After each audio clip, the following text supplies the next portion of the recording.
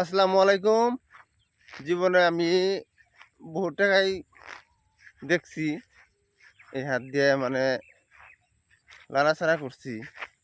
তবে বহুত মানুষের ভালো দিন থাকে, খারাপ দিন থাকে। সেরকম আমারও হয়তো ভালো দিন বা খারাপ দিন আছিল।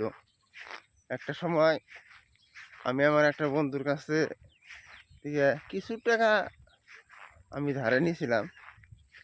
তো আমার কাছে সেই বন্ধুরা মাত্র 15,000 টাকা পাবো। 15,000 এই টাকার জন্যে বর্তমান আমার বন্ধু, আমার খুব ভালো বন্ধু, আমার সঙ্গে কথাবার্তা কয় না।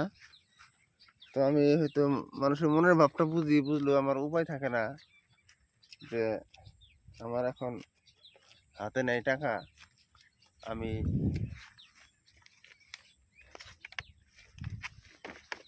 হয়তো বন্ধুর টাকাটা পরিশোধ করতে পারি নাই। অবশ্যই এই বন্ধুরা আমি কত লাখ টাকা যে দিছি বন্ধুর বিপদের সময়ে, হয়তো আমার আসছিল আমি দিছি। তো তাই বলি সবার কাছেই, এই টাকাটা যে কি বস্তু, যার টাকা থাকে আর যার টাকা থাকে না তারাই হয়তো অনুভব করতে পারবেন।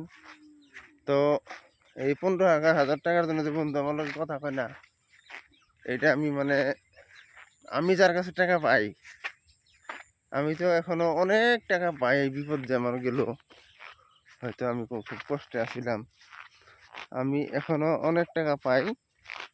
তাহলে আমার কি করা উচিত? আমি যাদের কাছে টাকা পাই তাহলে আমার কি করা উচিত হয়? আপনারা হয়তো আমারে জানাবেন। অনেক দিন ধরে টাকা পাই, হয়তো আমার বহু টাকার প্রয়োজন ছিল, তখনও দেয় নাই।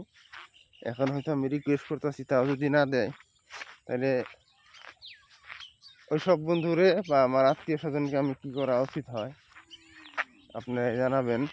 15,000 টাকার জন্য যেহেতু আমার বন্ধু আমার লগে কথা কয় না, আমার মনে হিট লাগে। হয়তো আল্লাহর রহমতে আমারও টাকা হবো, একদিন আসছিল একদিন নাই, হয়তো আরেকদিন হয়ে যাব। তো সবাই সম্পর্কটা রক্ষা করবেন, সম্পর্কটা রক্ষা করে চলবেন। ধন্যবাদ। আল্লাহ হাফিজ।